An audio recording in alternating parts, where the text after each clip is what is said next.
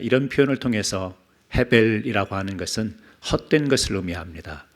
하지만 아무 소용도 없는 그런 헛된 것을 의미하기보다는 한계가 있는 이런 뜻을 가진 것으로 우리가 이해해야 된다고 말씀을 드렸습니다. 우리가 살아가는 삶 그리고 인생, 이것에는 한계가 있다. 이것을 전도서가 이야기를 했죠. 반면 올람이라는 단어는 유대인들이 즐겨 사용했던 단어인데 신학적이고 철학적인 의미를 담아 있습니다. 영원한 것을 의미한다고 말씀을 드렸습니다. 영원한, 그러니까 하나님께서 우리 인간을 향해서 주시는 약속 또 소망, 이 영원한 것을 의미하는 단어가 올람이라고 하는 단어입니다. 이 두 단어를 이제 솔로몬은 사용하면서 우리가 어떻게 하면 이 헤벨의 세상에서 올람을 소망 삼고 살아갈 것인가, 이것에 대한 이야기를 우리에게 전했지 않습니까? 그래서 참된 지혜자는 어떤 사람이냐, 바로 헤벨의 삶을 우리가 안고 살아가지만 올람이라고 하는 것을 잊지 않고 살아가는 것이 참 지혜다. 이게 전도서의 내용 아니겠습니까? 오늘은 이제 마지막에 결론과 같은, 그리고 마무리를 하는 그런 성경 구절이 바로 13절의 말씀입니다. 일의 결국을 다 들었으니. 솔로몬이 경험한 것을 이야기를 합니다. 물론 솔로몬이 이야기한 것이 모든 이 세상의 일들을 다 이야기할 수는 없겠죠. 모든 사람에게 동일하게 적용되는 인생을 이야기는 할 수 없을 겁니다. 하지만 자기가 하나님으로부터 받았던 그 지혜, 그리고 살아온 경험을 통해서 이제 우리 사람이라고 하는, 그리고 인생이라고 하는 것이 이런 것 아니냐라고 이야기를 했지 않습니까? 그러면서 이런 일들을 우리가 다 들었는데, 그러니까 솔로몬이 한 말만 들은 게 아니라 우리가 다 경험하고 알고 있는 일들. 그러나 이제 하나님을 경외하고 그의 명령들을 지킬지어다. 이것이 모든 사람의 본분이니라. 자, 결론에서 뭘 이야기하냐면 우리 사람이 살아가야 될 본분이 무엇인가, 이 결론으로 이야기를 하는 거예요. 여러분, 우리의 본분이 뭐죠? 우리에게 주어진 인생, 그 본분이 무엇인가, 지금 이것을 솔로몬은 결론으로 이야기를 하고 있습니다.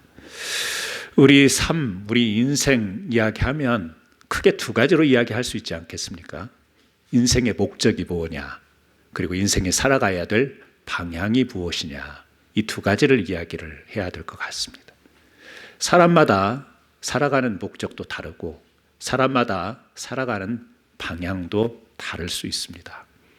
하지만 하나님께서 우리에게 말씀을 통해서 보여주는 사람의 본분, 우리 사람이 사람답게 살아가는 것.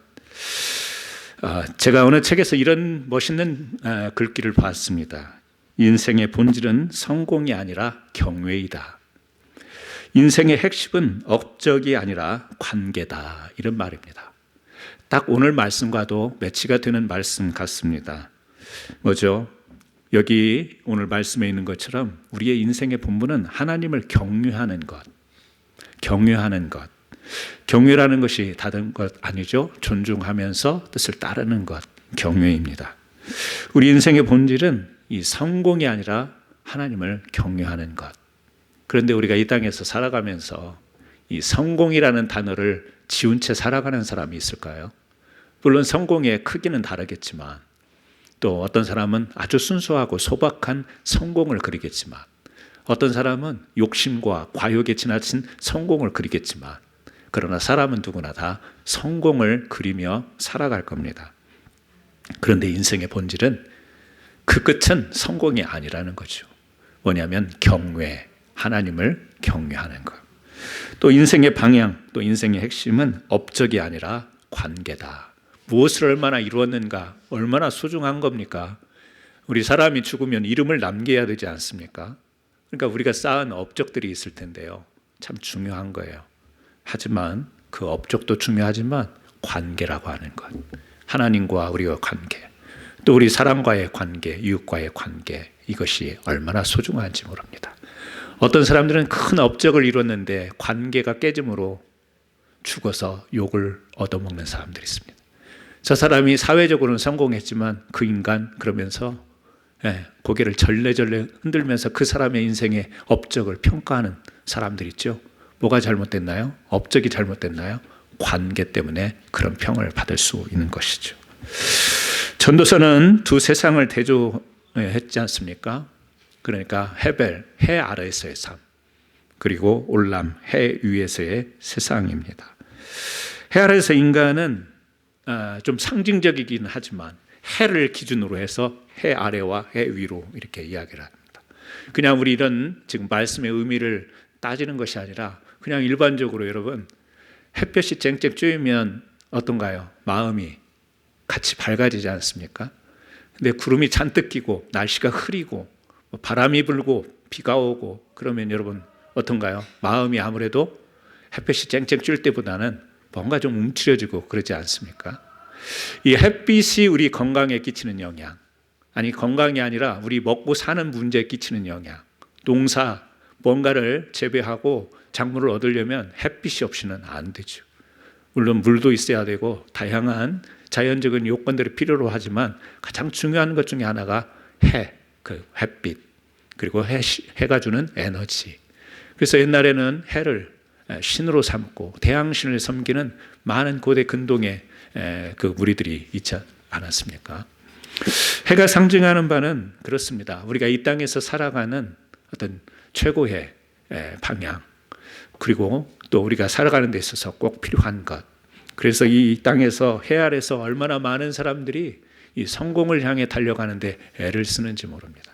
성경에 보면 여러분들이 잘 알고 있는 사울이라고 하는 청년이 등장하지 않습니까? 신약 성경에 우리가 바울이라고 이야기를 하죠.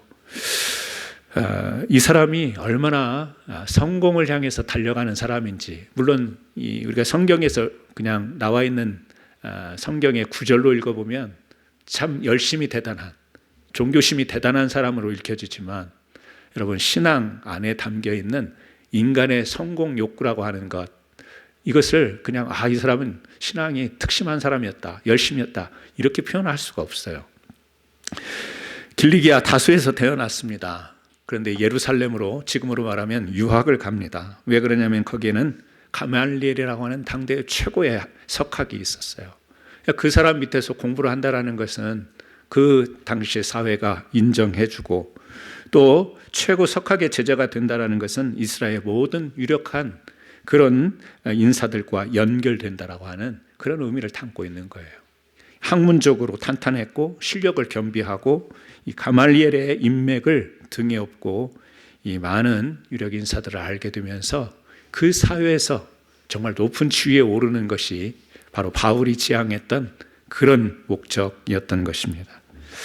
그러니까 오늘 말씀과 대비해서 우리가 이야기를 좀 해보면 해 아래서 차근차근 최고의 자리를 향해 올라가려고 하는 이 노력이 있었던 것, 이게 청년 사울에게 있었던 거죠.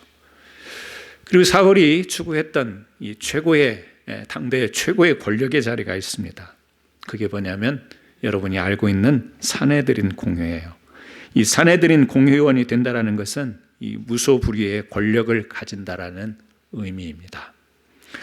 사내들인 공회는 이스라엘의 최고의 의결 기구이기도 했습니다. 어떻게 구성이 되냐면 대제사장이 의장이 되고 제사장 24명, 장로 24명, 서기관 22명, 70명으로 구성이 돼요. 그러니까 여기에 들어간다라는 것은요, 지금으로 말하면 국회의원이 되는 거예요. 그냥 거기에 들어가면 정말 힘이 세지는 권력을 얻는 그런 자리일 것입니다. 처음에는 대부분 제사장들과 사두개인들로 구성이 됐는데 점차 바리새인도 들어갈 수가 있게 된 거예요. 이 바울은 바리새인 아니에요? 그러니까 처음에는 엄두를 내지 못했던 자리인데 서서히 바리새인도 이 사내들인 공의원이 될 수 있었기에 이 바울이 얼마나 이 자리를 생각하면서 좀 직설적으로 표현하면 노리면서 애를 썼겠어요. 그런데 그 자리에 그냥 들어갑니까? 뭔가 공로가 있어야 될 거 아니에요. 업적이 있을 거 아니에요. 뭔가 이력이 있어야 될 거 아닙니까? 그렇지 않아도 사내들인 공회에서 골치 아픈 게 예수 가르침을 받는 자들, 예수님, 골치 아픈 존재들이죠. 그래서 앞뒤 가리지 않고 무리를 동원해서 예수 믿는 사람들을 잡으러 다닌 게 사울, 청년, 바울이었던 겁니다.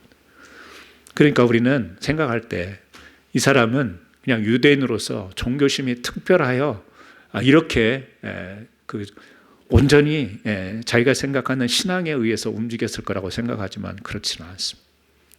신앙을 가지고도 사람은 욕심이 있고요.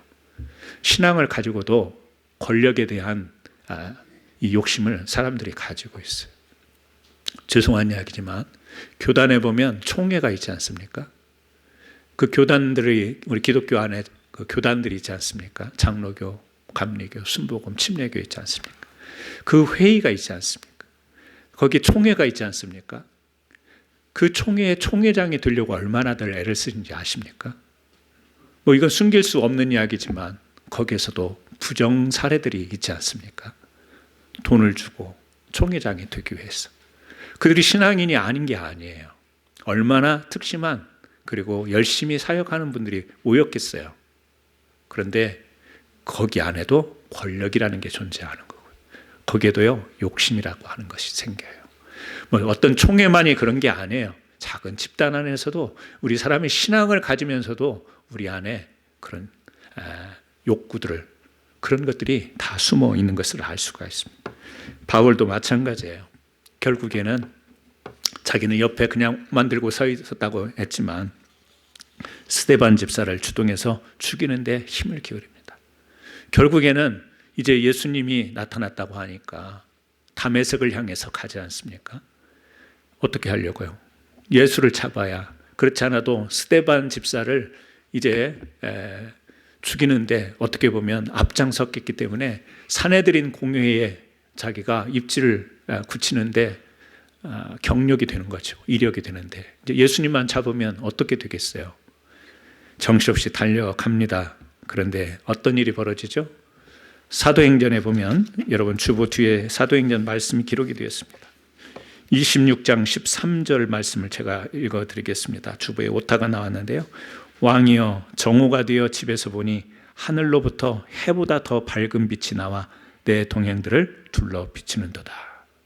예수님을 잡으러 일행들과 함께 다메섹을 향해서 가는데 지금 이 바울이 아그리빠 왕 앞에서 자기가 있었던 일을 지금 고백하는 거예요. 어떤 일이 있었느냐? 예수를 잡아 내려고 죽이려고 갔는데 하늘로부터 해보다 더 밝은 빛이, 하늘로부터 해보다 더 강한 빛이 자기에게 임해서, 여러분 내용 아시죠? 어떻게 됐나요? 바울이 눈이 멀고 꼬꾸라져서 거기서 예수를 경험합니다. 예수를 만납니다. 그의 인생이 완전히 바뀌어버립니다. 예수님의 제자가 되고 예수님의 복음을 전하는 최고의, 우리 성경에서 보면 어떻게 보면 최고의 전도자라고 할 수가 있어요. 이렇게 된 겁니다. 그런데 관심 있게 볼 단어가 뭐냐면 해보다 더 밝은 빛. 여러분 성경 구절이고 또 헤벨이라는 이 단어, 해를 기준으로 해서 이야기를 하는 거지만 이 상징적인 단어를 통해서 우리가 생각해 볼 게 있습니다. 해 아래서의 사는 최고의 삶을 우리 모든 사람들이 추구하면서 살아갑니다. 경쟁하기도 하고요. 다 같이 돌보면서 살아가는 것 같은데 자기의 성공의 자리에 오르기 위해서. 지금 바울이 보여준 모습도 우리와 다른 모습 아닌 것 같습니다. 당대의 사내들인의 최고의 권력의 자리, 당대 최고의 자리에 똑똑하고 당대 석학 밑에서 공부도 했고 최고의 자리에 오를 자격들을 다 갖춰 나가는 스펙을 막 쌓. 그 하늘에서 빛이 내리는데 해보다 더 밝은 빛이 자기 이마음으로, 자기가 생각했던 성공과 자기가 하려고 했던 그 권력의 자리를 완전히 뒤집는 사건이 자기에게 발생했다. 지금 그 고백 아닙니까? 여러분, 우리가 해 아래 살고 있어요. 이 해가 당장 멈춰버리거나 이 해에게 어떤 이상현상이 나타나면 우리 지구에 사는 사람들을 성공은커녕 생존도 쉽지 않을 겁니다. 해라고 하는 절대적인 이 자연 존재가 있어요. 그런데 이 빛 위에 또 다른 빛이 있는 거예요. 그게 뭐죠? 예수님 아니겠어요? 예수의 임재, 예수의 임재의 빛. 지금 바울은 아그리파 왕에서 이것을 간증하고 있는 거예요. 여러분 성경이 우리에게 말하고 있는 게 뭐예요? 해 아래서의 추구하는 우리의 모든 삶 너무나 소중하고 우리가 성실하게 열심히 잘 감당하면서 살아야 됩니다. 그러나 이렇게 해야 된다는 거죠. 그래서 여러분이 이 시간 이 자리에 와서 예배하고 있는 거 아니에요? 왜요? 그 예수님이 여러분에게 임재했기 때문에. 아니, 내가 임재를 느낀다 못 느낀다 이런 걸 떠나서 내가 왜 여기 앉아있나 가만히 생각해 보면 자신의 의지도 담겨 있을 거고 자신의 선택도 있었겠지만, 여러분, 우리가 늘 말씀을 통해서 기억하는 것은 하나님의 인도하심이 있기에 우리가 이 자리에 있는 것 아니겠습니까? 전도서는 이것을 이야기하는 거예요. 이래 결국을 다 들었는데 해 아래서 우리가 얼마나 아둥바둥 살아가느냐는 거예요. 여러분, 오늘 또 우리는 얼마나 많은 문제 앞에서 이 문제들을 해결하며 살아갑니까? 내일 해야 될 일이 우리에게 얼마나 많이 있어요. 아니, 한 달 안에 해결해야 될 문제가 있고요, 올 안에 꼭 성취해야 될 것도 있습니다. 아니면 내년, 3년, 10년 이런 계획들을 안고 살아가요. 왜요? 성공적인 삶을 살기 위해서, 해 아래서.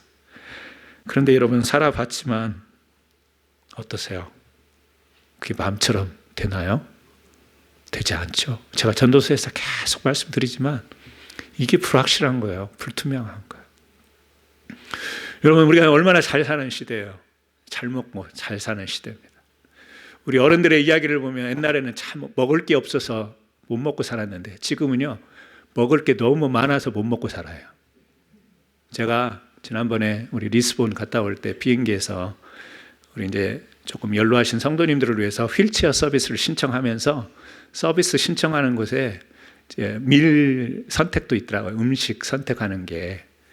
그래서 제가 또 호기심이 많으니까 다이비리 그 스페셜 푸드를 신청을 했어요. 저만. 당뇨식, 당뇨 환자들이 먹는 음식, 비행기에서 이제 밥을 주잖아요. 그걸 신청했습니다. 비행기에서 그 밥이 나왔어요. 어떻겠어요? 징그럽게 맛없어. 하나도 맛없어. 왜요? 간이 안 돼 있어요, 전혀. 그래서 죄송합니다. 당뇨를 앓고 있는 우리 성도님들도 계시잖아요. 저도 보더라고 해서 조심하라고 하더라고요. 조심하라고 하는데 제가 그 음식을 먹고 정말 당뇨 때문에, 뭐 당뇨가 아니어도 우리가 음식을 가려야 되는 그런 분들이 계시잖아요.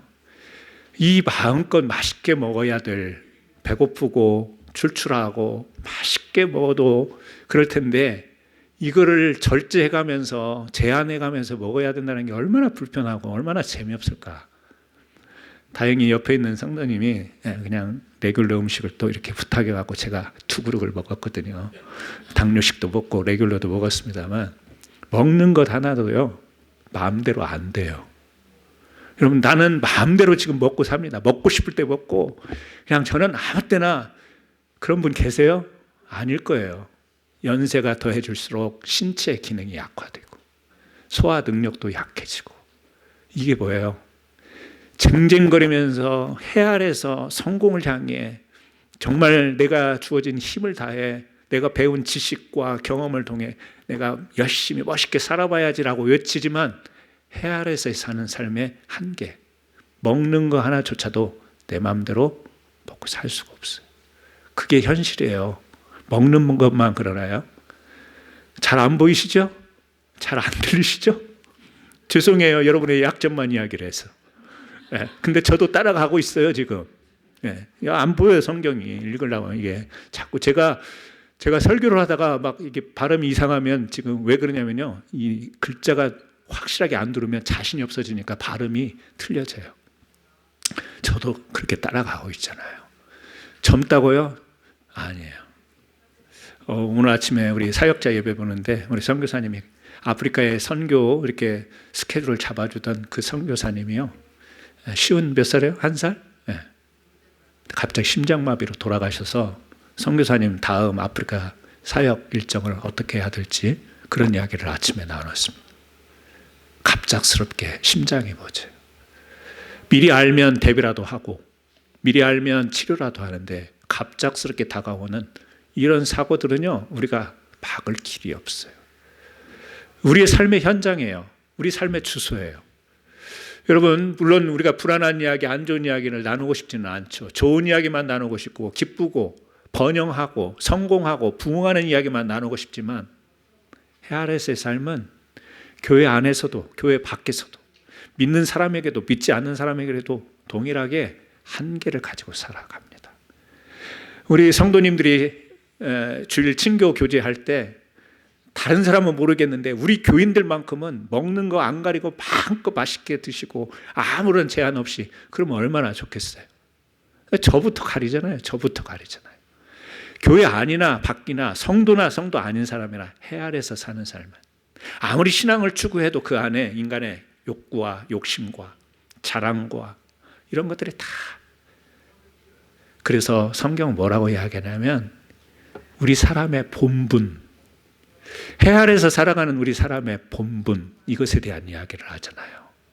그것은 오늘 간단하지만 하나님을 경외하고 그 명령들을 지키는 거예요. 우리가 신앙을 열심히 가지고 신앙생활을 잘 하다 보면 우리가 실수하는 말 중에 하나가 있어요. 저도 설교할 때나 기도할 때 그런 말을 지금도 잘 하고 있습니다. 뭐냐면 예수님처럼 되게 해달라는 이야기예요. 여러분, 신처럼 되게 해달라는 말, 이 말이 맞을까요? 틀릴까요? 저는 안 맞다고 생각해요. 뭐냐면 인간다워야 되는 거죠. 사람은 사람다워야 되는 거예요. 인간은 인간의 본분이 있고 예수님은 예수님의 본분이 있어요. 하나님의 본질이 있습니다. 그런데 우리가 예수님처럼, 물론 내가 나태하고 연약하니까 좀 신앙의 분발을 위해서 예수님처럼 되었으면 좋겠다라는 그런 마음과 표현은 이해는 되지만, 여러분 정말 예수님처럼 되기 원한다면 그건 정말 큰 착각이에요. 우리는 예수님처럼 될 수가 없어요. 대신 우리는 뭘 해야 되냐면 사람의 본분을 지켜야 돼요. 사람의 본분도 못 지키면서 막 예수님 닮아가겠다고 하는 사람들 보면 황당해요. 사람이요, 도덕도 지키지 않아요. 윤리도 지키지 않아요. 이게 사람이 마땅히 해야 될 도리가 있는데 그런 것도 어기고 예수님처럼 살겠다고 외치고 기도하고 막 설교하고 하는 사람들 보면 기가 막힌 거예요. 아니에요. 우리 캔사스 한인장로교회 성도님들만큼은 사람의 본분을 가지는 신앙인들이 되기를 주의 이름으로 축원합니다. 사람의 본분, 그걸 뭐라고 이야기해요? 오늘 두 가지로 이야기했잖아요. 하나님을 경외하고 그 명령들을 지키는 게 사람의 본분이에요. 근데 여러분, 우리가 신앙인들을 보면서 실망하는 게 뭐예요? 신앙인들 속에서 자괴감 드는 게 뭐예요? 주의 말씀들을 왜곡하는 것, 주의 말씀들을 벗어나면서 최고의 신앙을 외치는 것, 이게 우리가 당황스러운 것 아니겠어요? 저는 그것을 두 단어로 표현해요. 건강과 건전. 신앙은 건강해야 되고 신앙은 건전해야 돼요. 건강한 것은 하나님을 제대로 경외할 줄 아는 게 건강. 그리고 하나님의 말씀을 따라 순종할 줄 아는 게 건전한 신앙이에요. 근데 이게 안 되면서 우리가 신앙을 다른 것으로 어떤 이상한 현상을 체험하고 남들이 겪지 않은 것들을 내가 체험했다고 해서 그것이 최고의 신앙이고, 그것이 마치 주님의 그 정말 우리 사람들이 뛰어넘는 어떤 경지에 이르는 신앙처럼 생각을 한다면 인간의 본분을 벗어나는, 하나님의 질서에 어긋나는 것. 그래서 저는 우리가 하나님을 경외하고 하나님의 명령을 따르는 것들을 막 한번 묵상하면서, 제가 이번 주에 추스리면서 제 노트에다가 그냥 글로 한번 정리한 것이요, 주보 뒤에 나와 있는 7가지. 이것은 성경이 아니에요. 여러분이 저의 설교를 들으시고 또 목사로 또 존중해 주니까 제가 여러분들 앞에서 그냥 겸손한 마음으로 이렇게 정리해서 제가 기록을 해 놓은 건데요, 제가 정리한 겁니다. 제가 묵상한 거니 여러분들이 이해를 해 주시면서 보시기를 바랍니다. 우리 인생의 여정에서 해 아래서 사는 삶, 제한적인 삶을 살아가지만 하나님의 영원한 나라를 소망 삼고 그걸 신앙을 품고 살아가는 우리들에게 하나님을 경외하고 또 그리고 명령을 따라가는 삶의 내용들을 어떻게 추려봤냐면 7가지. 첫 번째는요, 삶의 의미와 목적을 찾는 거예요. 삶의 의미를 찾지 못하는 사람들이 자살해요. 인생에 이게 이렇게 살아서 무슨 의미가 있을까 하고 인생을 포기하는 사람 많습니다. 우리 주변에 많습니다. 삶의 의미, 목적. 여러분, 신앙을 가지면서 이게 해결이 안 되면 교회 다니는 거 헛것 다니는 거고요. 우리 예수님 찬양해도 그 찬양이 공기 진동하는 노래에 불과할 거예요. 여러분이 하나님에 의해서 지음을 받았고 하나님에 의해서 부름을 받았고 죄 가운데서 이제 구원받은 하나님의 자녀됨, 이 삶의 의미를 붙잡고 살아가야 되면, 그래야만 이번 고난과 시련을 견디는 힘을 가질 수 있어요. 여러분, 여러분의 삶의 전체를 이렇게 원으로 그려놓고 퍼센티지로 나누면 기쁘고 즐겁고 축하할 내용이 많아요? 고난과 시련이 많아요? 한번 그려보세요. 생각해 보시지 않았죠? 생각한다고 해도 다 그려내기는 어려울 거예요. 그런데 실제 삶을 살아가면서 많은 사람들과 대화해보고 내 삶을 조명해보니 환희의 순간은 잠깐이었고 박수치며 기뻐할 때는 잠깐이었고 고난과 시련이 훨씬 많은 것 같아요. 그 고난을 내가 고난으로 여기지 않고 믿음으로 해석하며 이겨내서 그렇지, 객관적으로 이 삶의 인생 가운데, 인생의 여정 가운데 이런 것들이 고난이야, 고통이야, 시련이야 라고 이야기를 한다면 여러분 꽤 많을걸요? 상당히 많을 거예요. 내가 숨기고 싶은 고난도 있고요, 가리고 싶은 고난도 있고요, 말하고 싶지 않은 고난도 있어요. 이런 것들이 얼마나 많은지 몰라요. 우리가 사람들이 그 가진 걸 가지고 이렇게 낑낑대면서 그냥 힘들어하면서 살아, 이런 이야기 들을까 봐 그러면 또 마음 감정이 또 상처가 되거든요. 그런 막 구찬 이야기도 듣기 싫고 가리고 싶은 고난과 시련이 얼마나 많은지 몰라요. 제가 2번에다가 놓은 이유가 뭔지 아세요? 그만큼 우리 인생에 차지하는 비율이 크다라는 거예요. 뭐가? 걱정하고 근심하고 고난처럼 다가오는 일들이. 그런데 삶의 의미와 목적이 이게 분명하지 않으면 2번에서 다 무너집니다. 여기서 다 무너져 버리는 거예요. 제가 감사한 거는 여러분들이 1번이 되기 때문에 지금 2번을 안고도 이 자리에서 예배를 드리는 거예요. 그러면서도 박수치면서 하나님께 찬송하고, 그러면서도 할렐루야라고 이렇게 이야기를 하면서, 그리고도 또 나가서는 성도들과 웃으며 식사하며 교제도 하는 거예요. 1번, 2번도 감당이 되는 거예요. 그러면서 우리가 가져야 될 것은 3번인데요. 도덕적 지침과 삶의 기준. 도덕적 지침과 삶의 기준.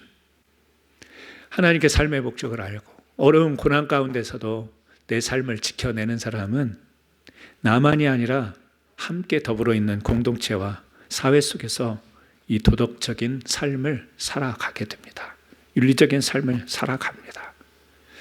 때로는 손해봐요. 때로는 힘들어요. 그런데 안에서 뭐가 있죠?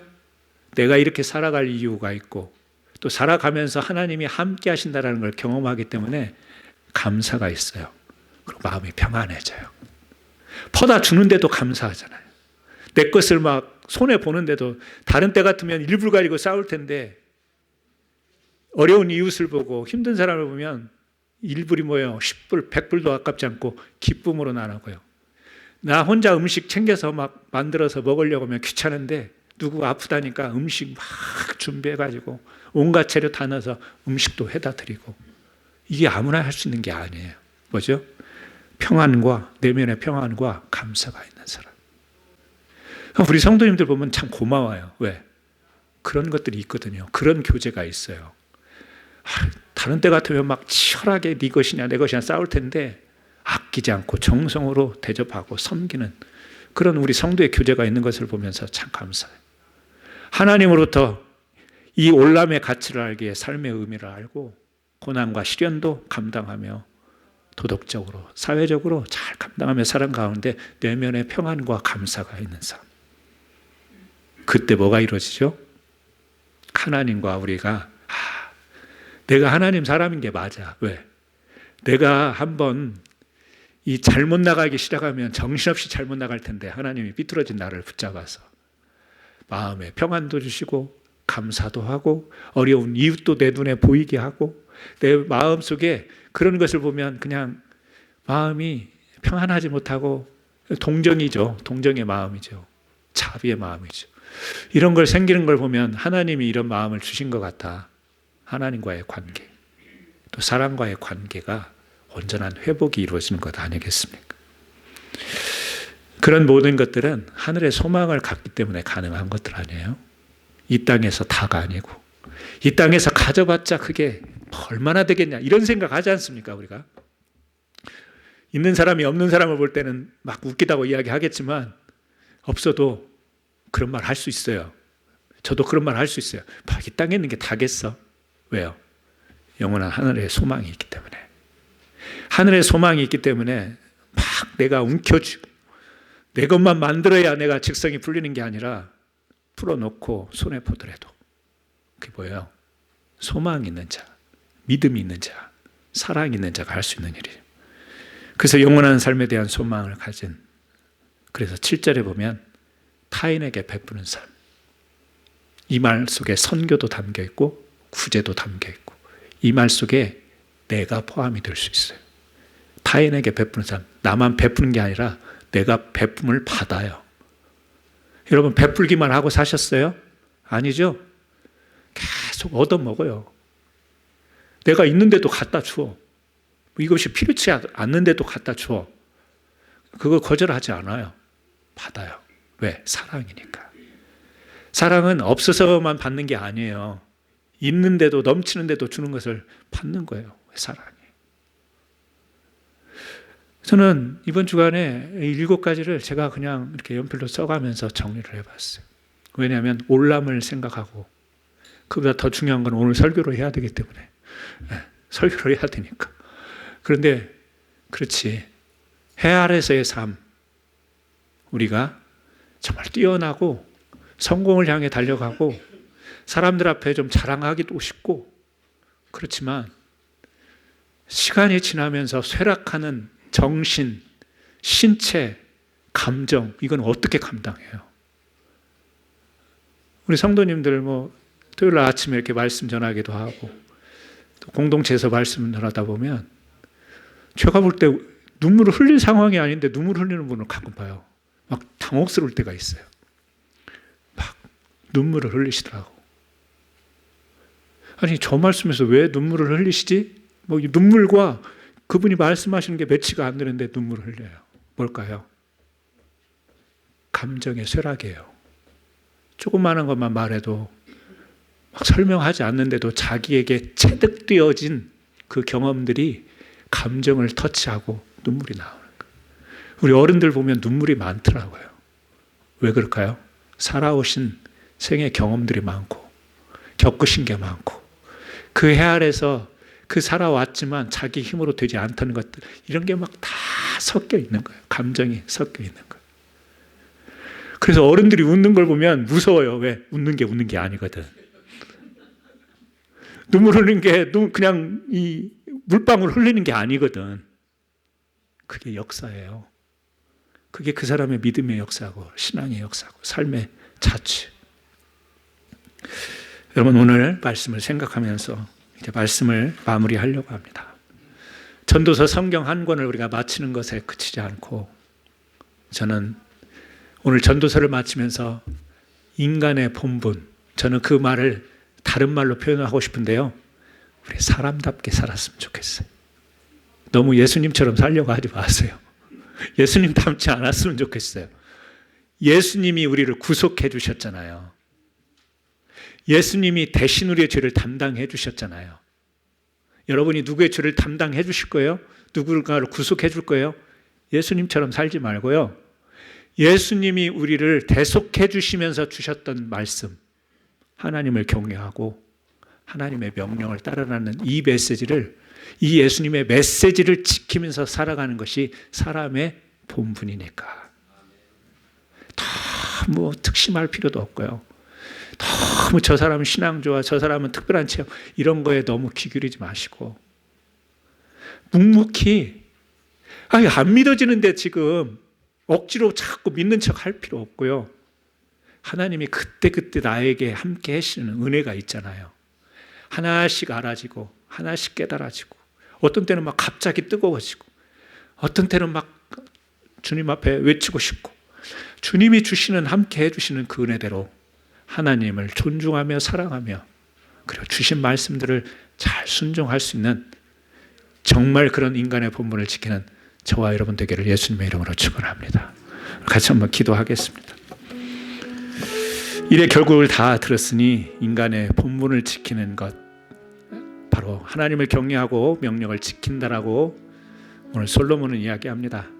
오늘 이 아침 두서없는 말 같고 또 그렇게 뜨거운 마음은 아닐지라도 이런 기도를 함께 드렸으면 좋겠습니다.